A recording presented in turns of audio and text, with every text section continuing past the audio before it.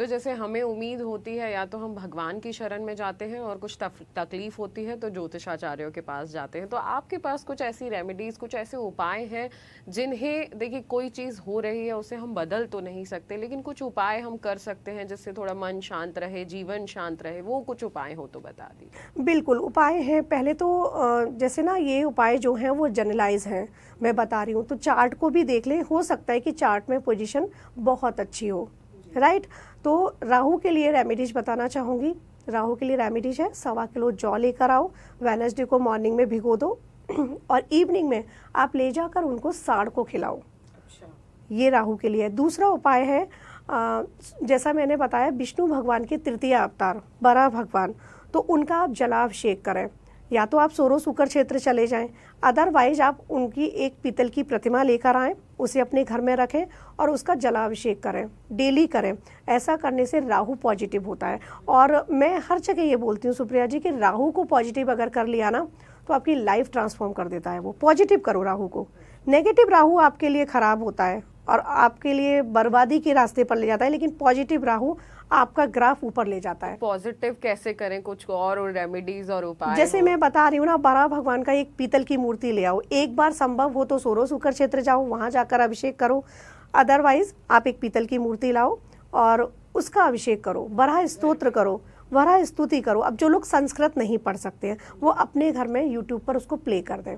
बराह भगवान के कुछ नाम जप हैं उनको करें। ऐसा करने से राहु पॉजिटिव होता है। और 18 महीने अगर आप ये करेंगे और हर राशि वाला करें तो राहु उनको पीड़ित नहीं करेगा, दंडित नहीं करेगा।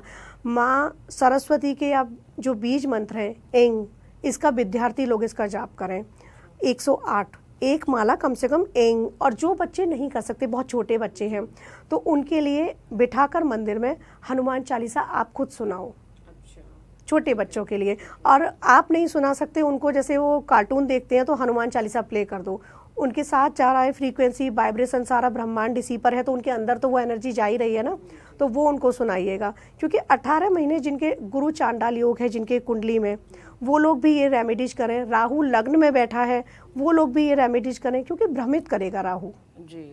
तो ये तो हो गई राहु केतु की बात, हो गई जून के महीने में क्या क्या होने वाला है 12 राशियों के साथ, वो भी बात हो गई।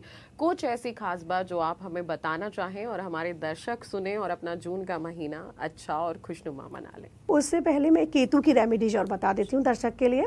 केतु की रेमेडीज बहुत इजी है। केतु के लिए आपके लिए जो स्ट्रीट डॉग होते हैं उनके लिए आप फीड कराओ, कुछ भी दे सकते हैं, दूध, ब्रेड, बिस्किट।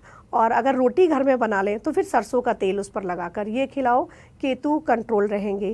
केतु के लिए भैरव साधना, राहु के लिए भैरव साधना नहीं, पूजा, भैरव पूजा भी बताइए, तो वो भी आप भैरव मंदिर में जा सकते हैं, वहाँ पर आटे के गुड़ के पुए बनाकर और वो अर्पित करके आ सकते हैं। अब अगर जून माह की बात करूँ तो जून माह सभी राशियों के लिए बहुत अच्छा भी रहने वाला है और कुछ राशियों के लिए खराब भी रहने वाला है। तो और यहाँ पर एक सब लोगों के लिए एक रेमेडीज बताना चाहूँगी, क्योंकि मंगल का हो रहा है गोचर और सिंह में हो रहा है, तो अग्नि तत्व इकट्ठे हो रहे हैं ना, तो उस अग्नि तत्व का कहीं ना कहीं प्रभाव हमारे शरीर पर भी पड़ेगा, क्योंकि हमारा शरीर भी पंच तत्व से ही निर्मित है और ये भूमि जो पृथ्वी है वो भी पंच तत्व से ही निर्मित है। तो आपके लिए करना क्या है, हनुमान जी की आराधना करो। हनुमान जी का जितना आप सेवा पूजा कर सकते हैं उतना ध्यान करो। मेडिटेशन में हनुमान चालीसा करो। जो लोग मेडिटेशन करते हैं वो हनुमान चालीसा को मेडिटेशन में करें, बहुत बहुत ही प्रभावी रहने वाला है ये तो हनुमान जी की आपने उपासना बता दी, और हनुमान जी की उपासना तो सब कोई ही कर सकता है, क्योंकि बोला जाता है कि अगर कोई भी संकट आ रहा हो तो बस हनुमान जी को याद कर लिया जाए। लेकिन अगर मान लीजिए कोई हनुमान जी की उपासना नहीं कर पा रहा, भाग दौड़ भरी जिंदगी, आजकल लोगों को टाइम नहीं है या कोई मंदिर नहीं जा पा रहा, तो ऐसी स्थिति में क्या किया जाए? ऐसी स्थिति में आप एक काम कीजिएगा, जो रिक्शे वाले हैं, असहाय हैं, आप उनको कुछ खाने को दो, आप उनकी हेल्प करो, ये आप कर सकते हो। आप जो पशु पक्षी हैं उनको कुछ भी खाना दे सकते हो, गौशाला में चारा दान कर सकते हो, क्योंकि ये तो आजकल कहीं भी जाकर आप अब जैसे संडे में टाइम मिल रहा है उस दिन भी जाके आप कर सकते हो। ऐसा कुछ पुण्य का काम करो जिससे आपका समय अच्छा निकल जाए। जो भी आपके ग्रह हैं जो आपको पीड़ित कर रहे हैं वो पीड़ित ना करें। गौशाला में चारा दान कीजिएगा, असहायों की मदद कीजिएगा, पशु पक्षी के लिए आप दाना डालिएगा। ये सब तो बहुत इजी है। आप अपनी बालकनी में भी कोई डाल भी सकते कर हैं, सकता पक्षियों है के लिए ये डाल तो। सकते हैं, कोई भी कर सकता है। तो कहने का तात्पर्य यही है कि कर्म अच्छे रखो और जितना हेल्प कर सकते हो लोगों की हेल्प करो, तो सारे ग्रह खुद ही ठीक हो जाते हैं। जी बिल्कुल शिवांगी जी, आपने इतना खास टाइम अपना हमें दिया और जून का महीना सभी 12 राशियों के लिए कैसा रहेगा बिल्कुल विस्तार से बताया, उपायों के साथ साथ बताया, उसके लिए आपका बहुत बहुत धन्यवाद। और आगे भी हम आपसे यही दरख्वास्त करेंगे कि आप आते रहिए और बताते रहिए, क्योंकि जो दर्शक हैं वो ज्योतिषों पे विश्वास रखते हैं, जिंदगी में भले ही बिजी हो लेकिन जो ज्योतिषाचार्य हैं वो हमारी अगर मदद कर देते हैं और अगर हम वो कुछ उपाय कर लेते हैं तो हमारा जीवन थोड़ा सा आसान होता है। आपने समय दिया उसके लिए धन्यवाद। राधे राधे। आगे भी हम आपको ऐसे ही आपके जीवन के बारे में कुछ कुछ चीजें बताते रहेंगे। ये तो था जून का महीना 12 राशियों के लिए कैसा रहेगा, क्या क्या आपको उपाय करने हैं और क्या क्या साधनाएं करनी है। समय निकालिए, महीना अच्छा जाएगा लेकिन थोड़ा सा भगवान पे विश्वास रखना होगा, मन शांत रखना होगा और साधना तो आपको करनी ही होगी।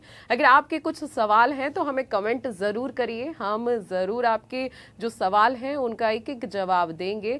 आगे आप हमारे साथ बने रहिएगा और ऐसे ही विशेष पॉडकास्ट देखते रहिएगा। जब तक के लिए अपना ध्यान रखिए।